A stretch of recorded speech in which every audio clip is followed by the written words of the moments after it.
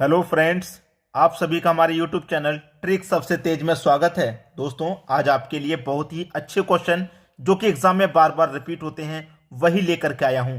तो पूरा वीडियो देखिएगा। चलिए स्टार्ट करते हैं पहले सवाल से। कोई राशि 10% साधारण ब्याज की दर से कितने समय में स्वयं की तिगुनी हो जाएगी? इस तरीके का कोई भी सवाल हो गुना-गुनी वाला, तो आपको क्या करना है, यह बात हमेशा ध्यान रखना कि जो भी गुना-गुनी दिया गया है, जो भी गुना गुनी दिया गया उसमें से हमेशा एक माइनस कर देना। ठीक है, उसमें से क्या करेंगे आप, हमेशा एक माइनस कर देंगे और बटे में जो दिया गया है वो लिखना है। अगर रेट दिया गया है तो रेट लिख लो। ठीक है, रेट मतलब दर।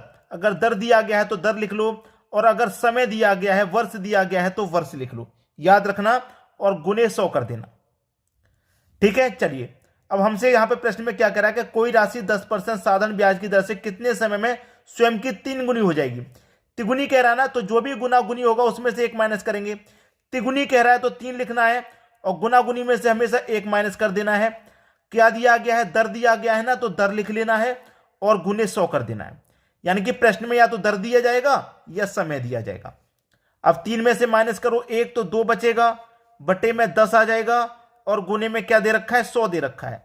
इसी को सॉल्व करेंगे तो 10 से 100 कट जाएगा 10 बार में, और 2 का मल्टीप्लाई 10 से हो जाएगा तो ये हो जाएगा 20 वर्ष। आंसर आ गया 20 वर्ष। तो कितने समय में स्वयं की 3 गुनी हो जाएगी? 20 वर्ष में स्वयं की 3 गुनी हो जाएगी। यानी कि डी ऑप्शन आपके प्रश्न का बिल्कुल सही आंसर हो जाएगा। क्लियर है सभी को? चलिए अब देखेंगे अगला सवाल। अगला सवाल है, कोई राशि साधारण ब्याज की दर से 4 वर्ष में दोगुनी हो जाएगी। तो मैंने आपको क्या बताया था, एक बार फिर से लिख देता हूं कि जो भी गुना गुनी है, जो भी गुना गुनी है उसमें से हमेशा एक माइनस कर देना। अगर दर दिया गया है तो बटे में दर ले लेना, अगर वर्ष दिया गया है बटे में वर्ष ले लेना और गुने 100 कर देना। तो कितने गुना है भाई? 2 गुना है ना, तो 2 गुना है तो 2 लिखेंगे और उसमें से हमेशा -1 करना है। क्या दे रखा है आपको बटे में? 4 वर्ष। वर्ष दे रखा है ना, कितने का? 4 का, तो 4 लिख लो और गुने कितना? 100 कर देना है।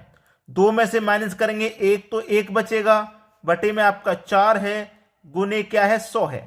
ठीक है, 4 से 100 को कटाएंगे, 25 बार में कटेगा और 1 का मल्टीप्लाई 25 से होगा तो 25 ही रहेगा। यानी कि जो दर है वो 25% की हो जाएगी। यानी कि पहला ही ऑप्शन सवाल का सही जवाब हो जाएगा। तो उम्मीद करता हूं कि सभी को प्रश्न बहुत अच्छे से, बहुत आसानी से समझ में आ रहे होंगे। अब देखेंगे हम अगला सवाल।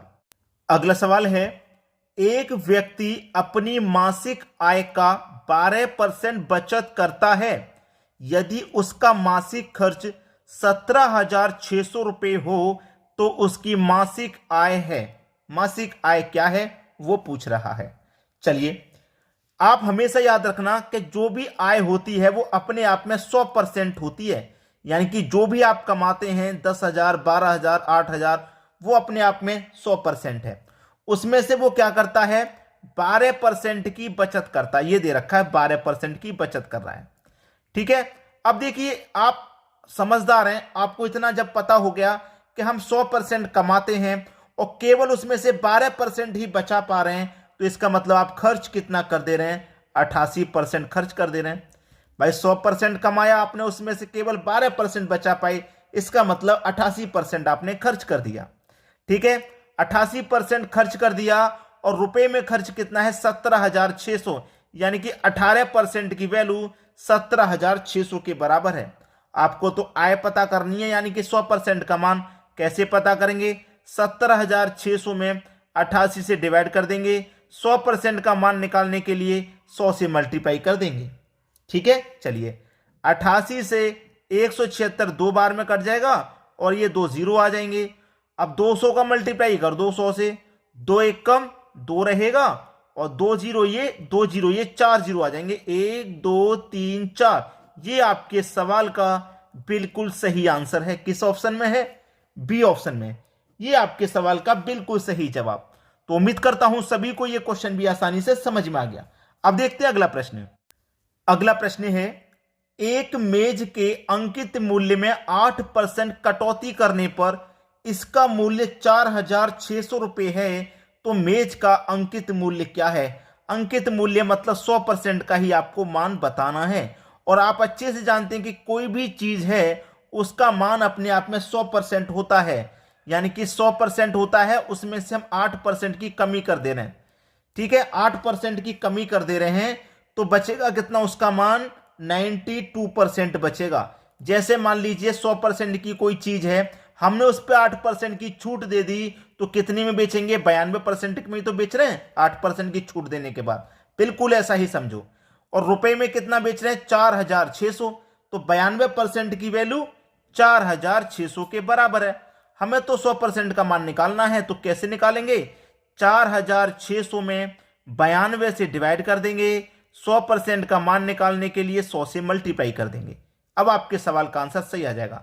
कटाओ भाई, 46 से कम 46, 46 दुने का 92, और ये 2 जीरो आ जाएंगे यहां पे। ठीक है, चलिए 2 से कटा दूंगा मैं 100 को 50 बार में। अब 100 का मल्टीप्लाई हो जाएगा 50 से, तो 5 का मल्टीप्लाई 1 से करो तो 5, और मल्टीप्लाई में जीरो ऐड हो जाते हैं, 1 2 3 जीरो, 3 जीरो लगा दो भाई, 5000 किस ऑप्शन में है, पहले ही ऑप्शन में है 5000, यानी कि पहला ऑप्शन सवाल का बिल्कुल सही आंसर आ गया। अच्छे से समझ में आ गया सभी को। चलिए अब देखते हैं अगला सवाल। अगला सवाल है, एक कुर्सी 873 रुपए में बेचने से विक्रेता को 10% हानि होती है, तो कुर्सी का क्रय मूल्य क्या है। कुर्सी का जो भी क्रय मूल्य होगा वो अपने आप में 100% होगा। कितना होगा अपने आप में, 100%। उसमें क्या करता है, वो 100% की चीज को 10% की हानि पर बेच रहा है। 10% की हानि हो रही है, यानी कि वो क्या कर रहा है, 100% की चीज को 90% में बेच रहा है, तभी तो 10% की हानि हो रही है। क्लियर है इतनी बात। 10% की हानि कब होगी, जब भाई 100 रुपए की चीज को आप 90 में बेचेंगे तो 10 का नुकसान नहीं होगा। बिल्कुल वैसा ही अब यहां पे प्रतिशत में बेच रहे हैं 90 में, और रुपए में कितने में, 873 में, तो 90 की वैल्यू कितनी हो जाएगी, 873 के बराबर। हमें क्रय मूल्य निकालना है, मतलब 100% का मान। तो कैसे निकालेंगे, 873 में 90 से डिवाइड करेंगे, 100% का मान निकालने के लिए 100 से मल्टीप्लाई करेंगे। तो चलिए 0 से 1 जीरो ये कट जाएगा, 9 से इसको कटाऊंगा, 9 से कटाऊंगा, 9 ने में 81 कट जाएगा, 87 में से 81 कट गया, 6 बचा, 6 में 3 लगा देंगे 63, 9 सत्ते 63, यानी कि 97 बार में कट गया।